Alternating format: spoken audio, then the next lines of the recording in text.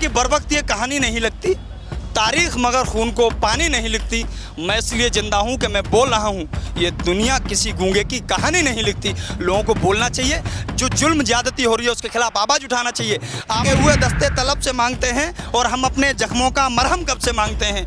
वो भीख भी मांगता है तो हाकिमों के लहजे में, हम अपने बच्चों का हक भी अदब से मांगते हैं। हम अपने बच्चों का हक भी अदब से मांगते हैं। मंदिर न मस्जिद न शिवालों की बात हो, देश की जनता बेरोजगार है, पहले उनके निवालों की बात हो, पहले उनके रोजगार की बात होनी चाहिए। भूषण शरण सिंह ये भी कहते नजर आए कि अगर उस समय पर ये जंतर मंतर पे नहीं बैठते तो शायद 5 से ज्यादा और पदक हम लोग जीत लेते। तो यानी कि नुकसान यहाँ पर विनेश फोगाट और बजरंग पुनिया ने कराया है। ये कोरी कल्पना है। पदक जीतना वो सोचते हैं जैसे प्रोजेक्ट है ये, जैसे अमित शाह जी के बेटे को बीसीसीआई का चेयरमैन बना दिया। उन्होंने क्रिकेट खेला है कभी? एक बॉल पर जो बाउंड्री पर बॉल पड़ी हो उस पर अगर 3 रन जैसा ले लें तो मैं चैलेंज करता हूं, अगर बीसीसीआई का चेयरमैन बनाना चाहिए तो बनाना चाहिए सौरभ गांगुली को, बनाना चाहिए महेंद्र सिंह धोनी को, बनाना चाहिए विराट कोहली को, जिन्होंने देश में इतना अच्छा क्रिकेट खेला, अपना सर्वस्व निछावर करके देश को गौरवान्वित करने का काम किया। जैसा को बना देते हैं तो आप सोचते हैं कि पदक क्या ब्रजभूषण शरण सिंह ले आते? जो लोग मेहनत करते हैं, जो अपना घर त्याग करते हैं, एक महिला होने के बावजूद वो बाहर निकल के आती हैं। एक महिला का अभी आप देख रहे हैं कितना बड़ा जुल्म अत्याचार हो रहा है, ऐसे में घर वाले उनको इजाजत कैसे देते होंगे? वो अपनी तैयारी किस तरह करते हैं और इस तरह तैयारी करने के बाद स्वर्ण पदक जीते जाते हैं, ना कि जुबान नीचे से ऊपर मारने। मनोहर लाल खट्टर कहते नजर आते हैं यहाँ पर कि राजनीतिक प्रेरित थे वो लोग और अभी भी राजनीति प्रेरित ही है, वो लोग राजनीति में ही आना चाहते थे। अब मुझे आप बताइए, अगर किसी का शोषण होगा, ये देश लोकतांत्रिक देश है और आंदोलित देश है। ये देश जो आज़ाद हुआ है आंदोलन से आज़ाद हुआ, ना कि जुमलेबाजी से। अगर किसी का उत्पीड़न होगा तो आज़ाद भारत का जो संविधान है वो कहता है कि उसको अपने अधिकारों का हनन होने के बाद देश में धरना देने का अधिकार है।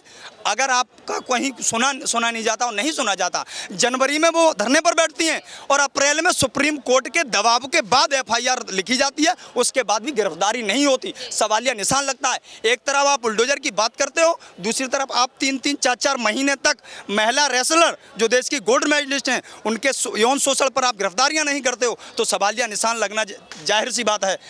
मैं कुछ लाइनें उसके लिए बोलूँगा आपके सामने।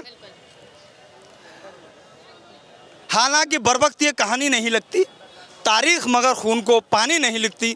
मैं इसलिए जिंदा हूँ कि मैं बोल रहा हूँ, ये दुनिया किसी गूंगे की कहानी नहीं लिखती। लोगों को बोलना चाहिए, जो जुल्म ज्यादती हो रही है उसके खिलाफ आवाज़ उठाना चाहिए, आवाज़ उठाना चाहिए। लोगों को पूछना चाहिए। आप जो सवाल कर रहे हो, मीडिया सबसे बुरा काम अगर देश के अंदर कर रहा है तो मीडिया कर रहा है। मीडिया सत्ता की जो सवाल करने की जगह विपक्ष से सवाल करता है। मीडिया को पूछना चाहिए कि 2014 में जो प्रधानमंत्री जी ने वादा किया था कि मैं 2 करोड़ नौकरियां दूंगा, आज 2024 आ गया, 10 साल में 20 करोड़ लोग नौकरी मांग रहे हैं। 15-15 लाख रुपए का वादा किया था, वो लोग 15-15 लाख रुपए मांग रहे हैं। कहा था हवाई चप्पल पहनने वाला हवाई जहाज में चलेगा।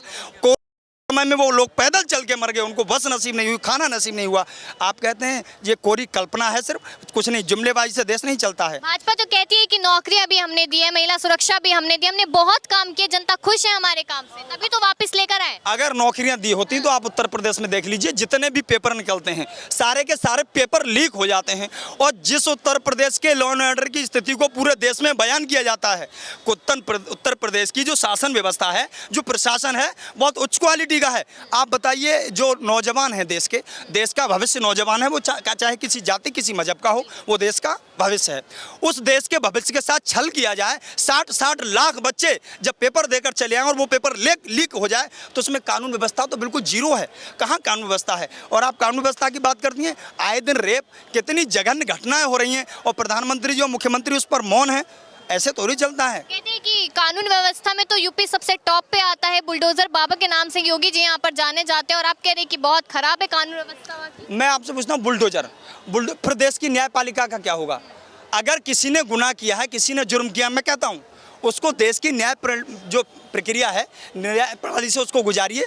जो देश का कानून उसको सजा देता है, आप जो है उससे कानून सजा देगा। आप कौन होते हैं? इस तरह अगर आप अपने आप में हाथ में कानून लेते हैं, आप अपनी तरह से कुछ करते हैं, तो हमारे देश की न्यायपालिका पर सवाल उठता है, माननीय सुप्रीम कोर्ट पर सवाल उठता है, और मैं इसकी मुखालफत करता हूँ। हाँ। लेकिन यहाँ पर हाँ जी, सवालिया निशान तो लगना जाहिर सी बात है। क्योंकि आप बात करें यहाँ पर राहुल गांधी लगातार कह रहे जातिगत जनगणना करा देनी चाहिए। क्या लगता है भाजपा क्यों डर रही है इस बात से? बिल्कुल, जिसकी जितनी हिस्सेदारी उसकी उतनी भागीदारी। जनगणना होनी चाहिए। जातिगत जनगणना सिर्फ ये नहीं कि जाति के नाम पर किसी को बांटने का काम हो। ये जातिगत जनगणना का काम है कि अगर आज देख लीजिए पूरे हिंदुस्तान के अंदर जितने भी डिग्री कॉलेज हैं वहाँ पिछड़ी जाति और दलित जाति के कितने लोग हैं। मैं ये सवाल देश का नौजवान, देश की आवाम, देश के 140 करोड़ लोग ये सवाल पूछते हैं। और मैं देश के उत्तर प्रदेश के अंदर क्या चल रहा है, रामराज की बात कर रही हैं, उत्तर प्रदेश के अंदर चल रहा है आर्यन मिश्रा, गाजियाबाद नोएडा के अंदर उसको फर्जी गौरक्षक गोली मार देते हैं। किसने उनको कानून दे रखा है? जहां लोकतांत्रिक देश है, डेमोक्रेसी है, न्यायपालिका है, वहां हाथ में बंदूक दे दो किसी को गोली मार दी जाएगी। किसने ये उनको अधिकार दिया है? इस पर मौन नहीं रहना चाहिए। इसी थके हुए दस्ते तलब से मांगते हैं, इसी थके हुए दस्ते तलब से मांगते हैं। और हम अपने जख्मों का मरहम कब से मांगते हैं?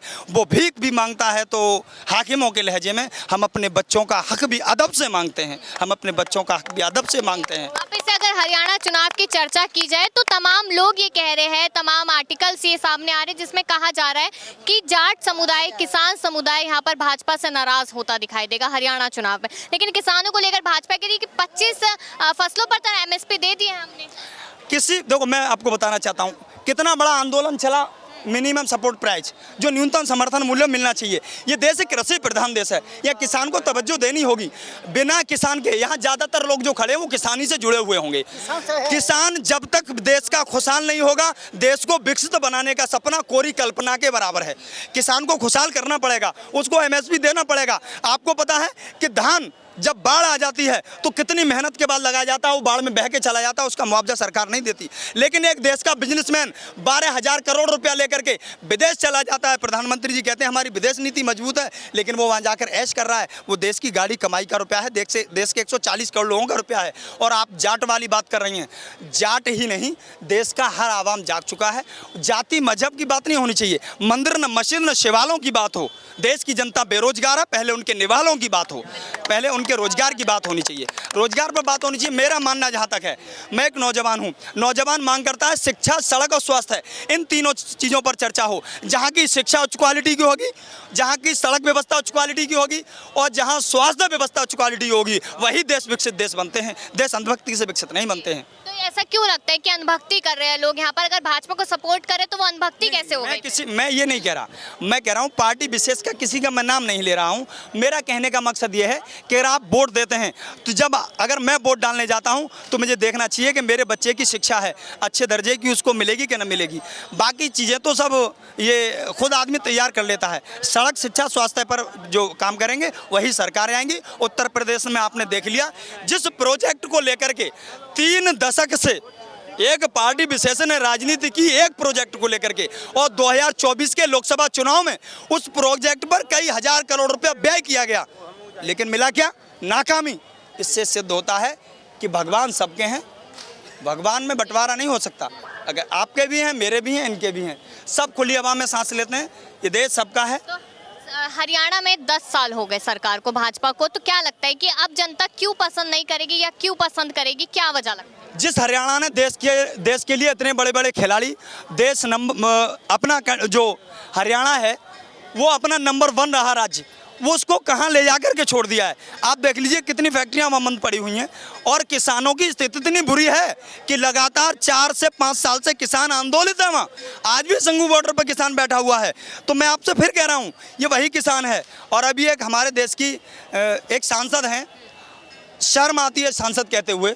देश सांसद इसलिए चुनता है कि वो किसानों की, अभी आपने कहा MSP पर बात करेंगी, प्रधानमंत्री जी कहते हैं किसान मेरे दिल में बसता है। अगर प्रधानमंत्री जी के दिल में किसान बसता होता तो सीधा वो कंगना रनौत से ये कहते हैं कि आपको शर्म आनी चाहिए, मेरे दिल में बसे हुए लोगों को तुमने छेड़ा तो मेरे दिल में दर्द है।